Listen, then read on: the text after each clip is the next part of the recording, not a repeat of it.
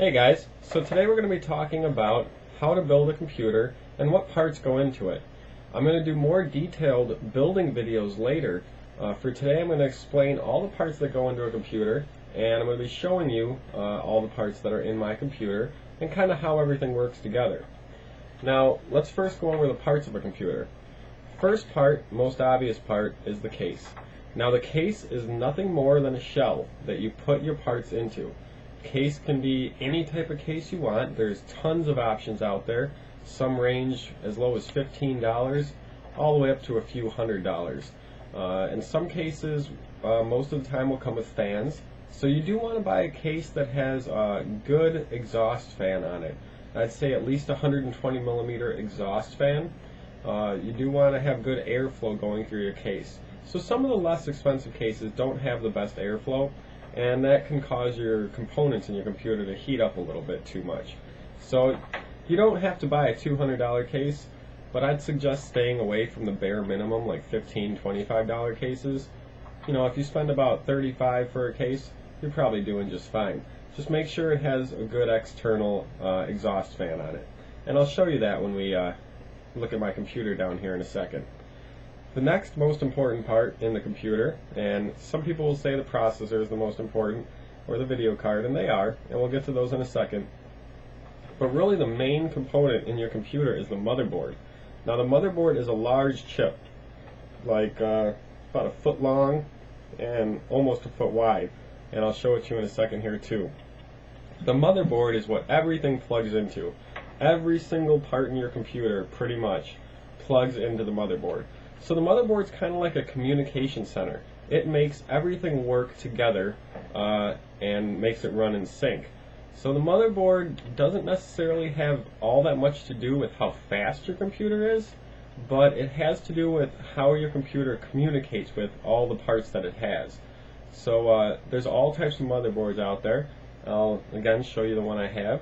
Now when you buy a motherboard, you have to buy a motherboard that matches up with your processor and that matches up with your RAM. And that's very simple to do. I'll show you when we go along here. Let's just talk about all the parts again.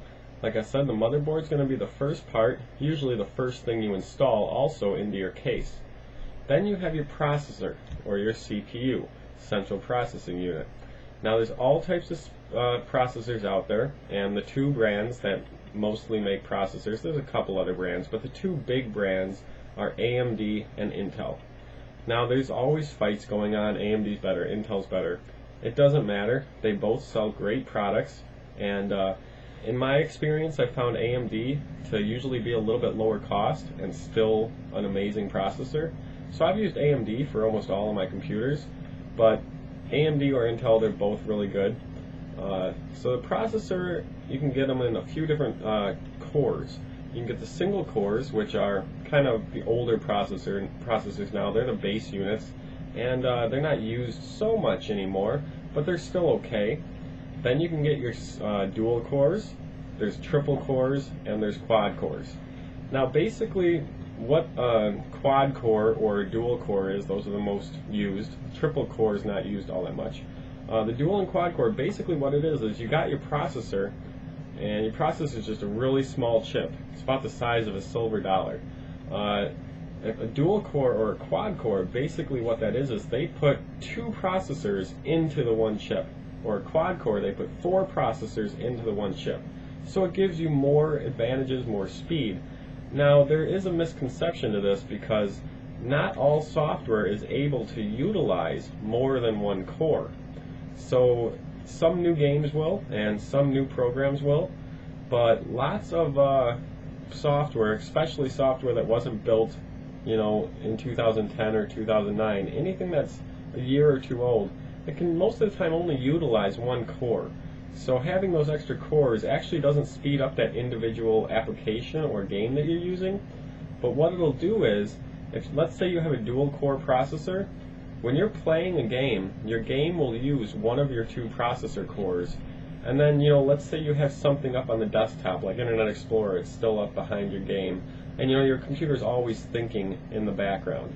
Well, your game will use one of the two cores, and your other computer tasks will use that second core. So they're not binding each other up, so you have free processing speed from both your cores. So that's what a dual core or a quad core will do for you. It'll give you more multitasking abilities because you have extra cores of your processor available to use for different tasks. So that's really a good thing to do. I would suggest if you're going to build a computer to get at least a dual core. You can always get a quad core. They cost a little more, but the prices have been coming down. The next, I would say, most important part in your PC is the video card. Now, the video card is going to control anything that has to do with graphics, watching YouTube videos, editing movies, looking at pictures and editing pictures, playing games. Anything that has to do with looking at a picture or movie on the screen of your computer, that's going to be pretty much done by your video card. Your processor helps too, but your video card does the majority of the work for any type of graphics. So you're not going to want to skimp on your video card. Depends what you can plan on doing on your computer. You don't have to buy the top of the line video card. People that do that are usually people that play all types of games on their computer and they want their computer to be a gaming rig. If you're just going to be doing normal YouTubing and looking at some videos and maybe playing Blu-rays on your computer, stuff like that, you want to get a good video card, but you don't have to get the top of the line. Two great companies for video cards are NVIDIA and ATI, and they both make great video cards, always changing their products. But if you're not going to be gaming like the highest, newest, best games, and you don't need to play them on a 40-inch screen on the best quality, you expect to pay around $100 to $150 for a good video card. That'll do everything you need. It'll play those games on medium settings. It's not going to let you max them out and play them on a 40-inch TV. For something like that, you probably need to pay $400 or $500 for a video card. But about $100 for a video card, and you'll be doing good. I'll show you the one I have in my computer when we get down here. Then, of course, you have your RAM. And RAM doesn't really speed up your computer, but it does. What it does is, anytime you're doing anything on the computer, the information for what you're doing is being stored in the RAM. RAM is called random access memory, and it stores information about what you're doing on your computer. So the more RAM you have, the more stuff you can have up on your computer, and it won't run out of memory. So let's say you have 1 gigabyte of RAM, and you open up 10 programs on your computer. Let's say you open up Windows Explorer, Skype, Microsoft Word, you open and look up some pictures, you're playing a YouTube video. Well, that 1 gigabyte of RAM might run out of room, and that's when your computer's going to slow down because your RAM doesn't have any more room to do anything. So that's why more RAM helps your computer get faster, because anything on your screen, like I said, is going to use the RAM as saving some of the information that's used. So I would suggest at least 4 gigabytes of RAM in a new system being built from this day forward. You can even get more than that, but 4 gigabytes is going to be plenty for now, and you're not going to have any problems if you have at least 4 gigabytes. The next pieces you have in your computer are your power supply. Now, one quick thing about power supplies is the watt rating is not always the most important. Many people think that a higher wattage power supply means it's better. That is not really true. There are low-priced, let's say 700 watt power supplies that are not as good as a quality, good brand 500 watt power supply. And the people that watch my videos about RC will know a little bit about this. It doesn't just have to do with how many watts the power supply has. The power supply also has amp ratings, and there's something called a 12-volt rail on your power supply, and your power supply will be listed, and I'll show you in a second. Actually, I'll show you this real quick right now. My power supply here, as you can see, the 12-volt rail here, let me see if I can get it closer. See that 12-volt rail? Mine actually has two 12-volt rails, 12-volt 1 and 12-volt 2 with the plus sign in front of it. And one of them is rated at 14 amps and one is at 15 amps. So that means I have 29 amps, because I have two rails. Some power supplies have one 12-volt rail, some have 2 or 3.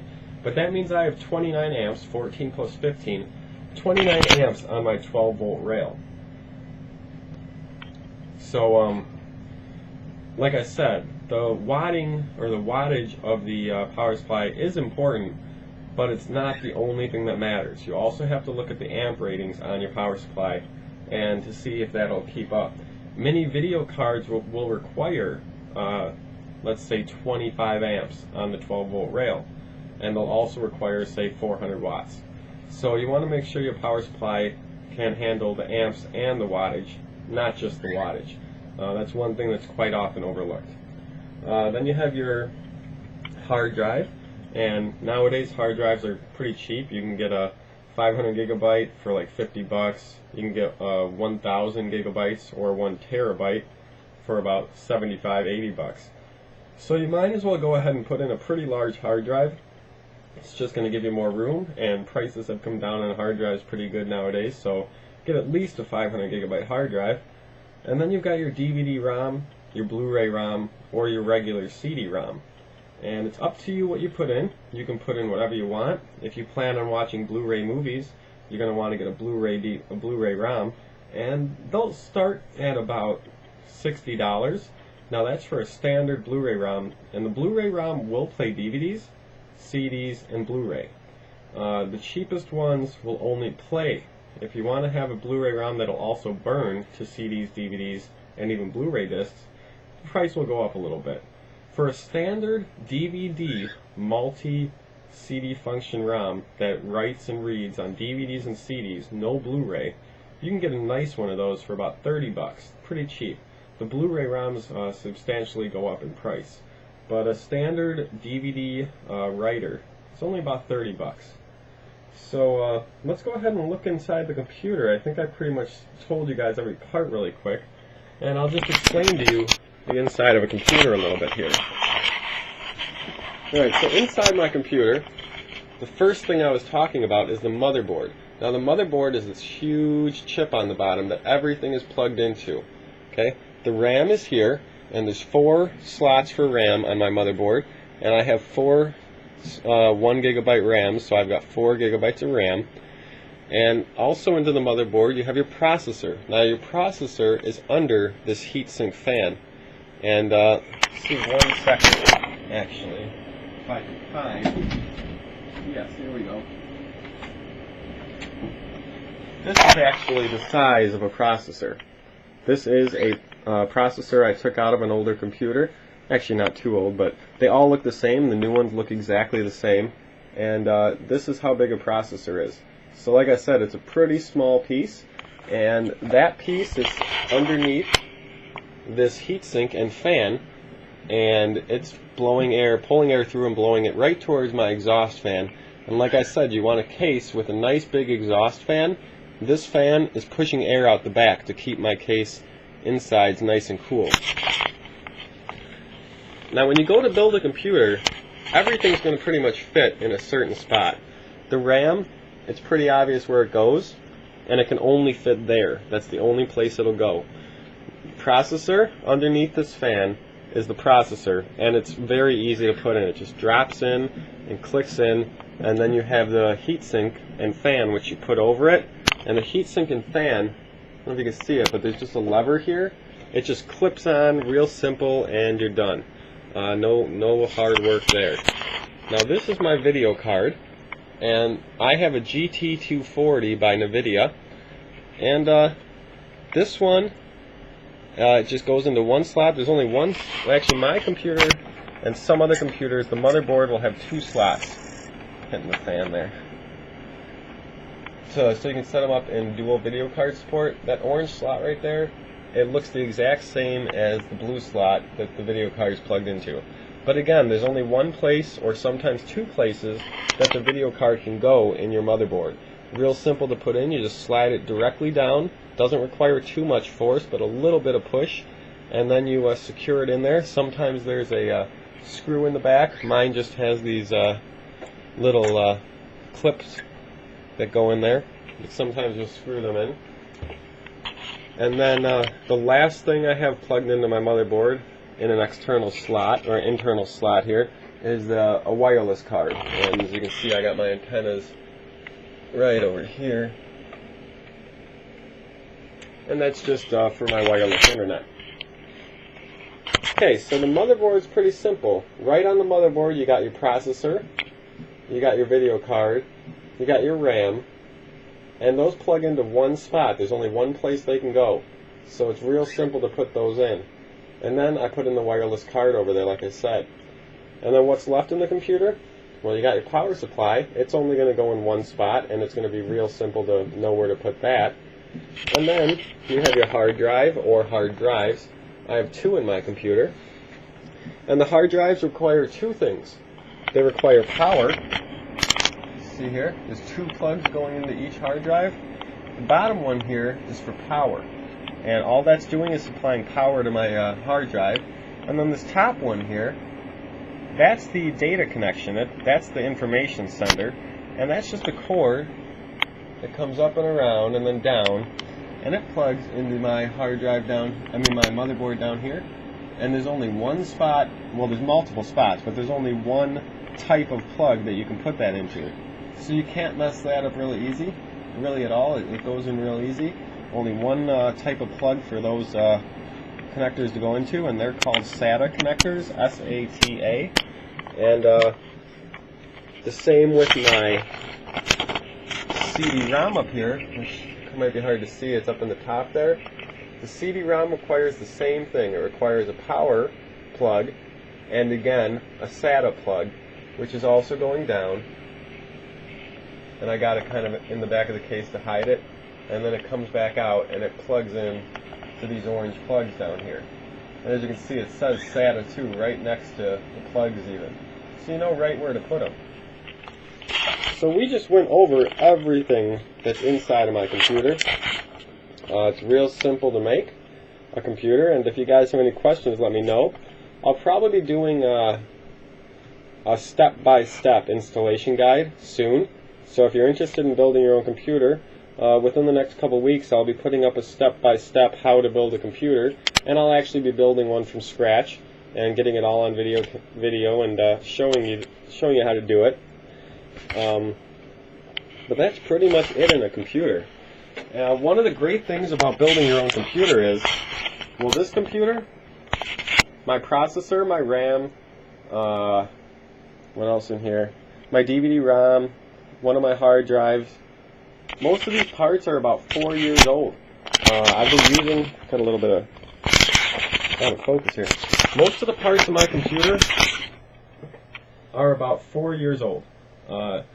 Now when I bought them, I bought kind of high-end parts, so they've lasted for a while.